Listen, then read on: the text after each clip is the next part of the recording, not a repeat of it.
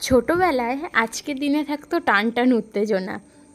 সেই ভোর 4টেয় উঠে রেডিওতে মহালয়া শোনা, সেটা একটা আলাদাই অনুভূতি ছিল। তখন আমি বাড়িতে থাকতাম না, মানে আমার মা বাবার কাছে থাকতাম না। আমি চলে যেতাম আমার দিদা দাদুর কাছে। আমার বাড়ি আর আমার দিদা দাদুর বাড়ি খুব একটা ডিস্টেন্স না, সামনাসামনি। সেই কারণেই আমি বেশিরভাগ দিদা দাদুর কাছেই থাকতাম। তখন ভোরবেলা উঠতাম, ঠিক 4টের সময় উঠে পড়তাম। উঠে আমার দিদাদের একটা শিউলি গাছ ছিল, তো শিউলি গাছে গিয়ে শিউলি ফুল কোড়াতাম। তারপরে এসে মহালয়া শুনতাম রেডিওতে মহালয়া শোনা শেষ হলে টুক করে চলে আসতাম বাড়িতে। তখন দিদার বাড়িতে টিভি ছিল না, আমাদের বাড়িতে টিভি ছিল।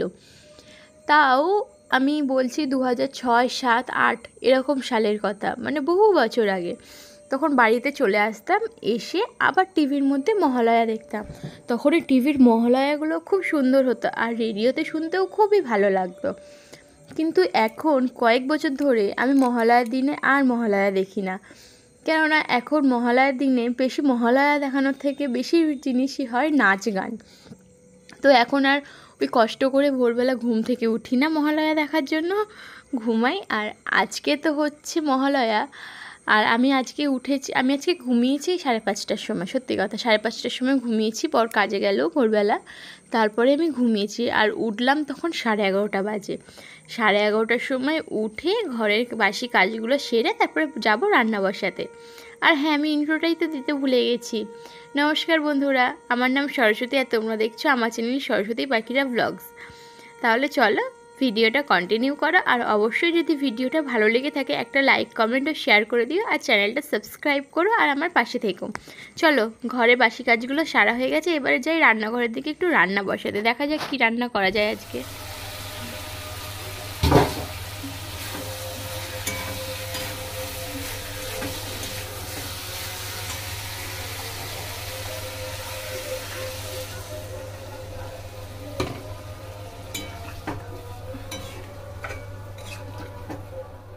এত গরম, দেখো রান্না করতে করতে পুরো ঘেমে গেছি, ঘেমে স্নান হয়ে গেছি।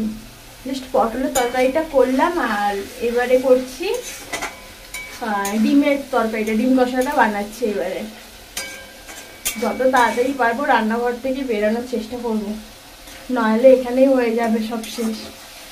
যা পরিমাণ গরম পড়েছে।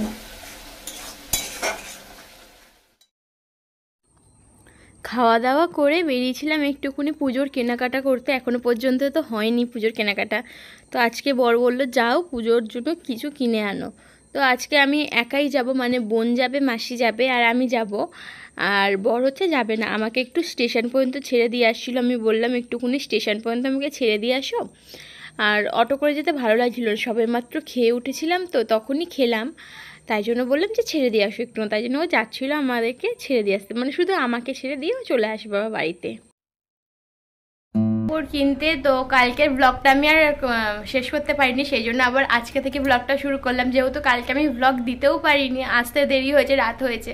আর আজকে আবার আমাকে যেতে হবে চেঞ্জ করতে, একটা জামা হচ্ছে ছোট, তো ওইগুলো আগে চেঞ্জ করে আনবো, তারপর তোমাদের সাথে শেয়ার করবো যে কী কী শপিং করে আনলাম। আর সাথে থাকো তোমরা। বাড়ি আসার পরে না একটুখানি বেরিয়েছিলাম ডাক্তার দেখাতে। তো ডাক্তার দেখাচ্ছিলাম, মানে 2-3 দিন ধরে পেটে আর কোমরে একটু ব্যথা করছিলো, সেই জন্য ডাক্তারটা দেখিয়ে নিলাম। আর তার সাথে একটুখানি গিয়েছিলাম জুতো কিনতে।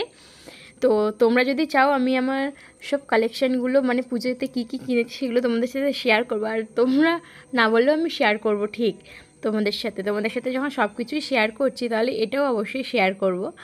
সেই জন্য হচ্ছে বেরিয়েছিলাম একটুখানি, তাই জন্য একটুখানি ভাবলাম ভিডিওটা করে নিই। আর এখানে দেখো লেখা আছে আই লাভ আনন্দনগর।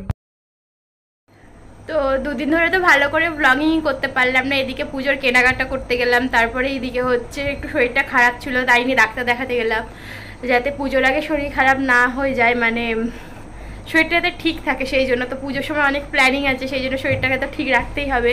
তড়িঘড়ি করে ডাক্তারটা দেখিয়ে এলাম, আর এদিকে শপিংগুলো করলাম। লাস্ট মোমেন্টে শপিং হবে না করে ঠিক হলো। তো এই হলো 2 দিন ধরে, তো তাই জন্য ব্লগিংটা ঠিক করে করতে পারলাম না। আশা করছি কালকে থেকে আবার নিজের কাজে ঠিক মতোভাবে করবো, মানে নিজের কাজটা ব্লগিংটা আমি ঠিক মতনভাবে করবো, সেটাই আশা রাখছি। তো এখন রাত 9টা বাজে, এই 8:30টার সময় এলাম, এসে তাড়াহুড়ো করে রান্নাঘরে দৌড়ালাম। কিছু একটা মানে ভাতটা বসিয়ে দিই, তাড়াতাড়ি করে আবার চলে এলাম এখানে এসে। এবারে ঘরের অবস্থা খুব খারাপ, দেখো না বিছনা টিছনাগুলো কি অবস্থা। আমি ঘরে না থাকলে আর যা হয়, আমি সকাল থেকে তো ছিলাম, মানে ওই 12টার পর থেকে 12টার সময় গেলাম একটা শপিংয়ে, তারপরে আবার এসে আবার ডাক্তার দেখাতে গেলাম। তো এবারে বিছনা টিছনাগুলো সব পরিষ্কার টরিষ্কার করবো, করে তারপরে খাবারটা খাবো। আর চলো ব্লগিংটা আজকে এখানে ভিডিওটা শেষ করে দিই, কেননা আর বাড়াবো না বেকার বেকার বক বক করে। তো চলো সবাইকে টাটা, আর অবশ্যই আমার চ্যানেলটা একটা সাবস্ক্রাইব করে দিও। ভিডিওটা ভালো লাগলে অবশ্যই একটা লাইক কমেন্টে শেয়ার করে দিও। সবাইকে টাটা, গুড নাইট।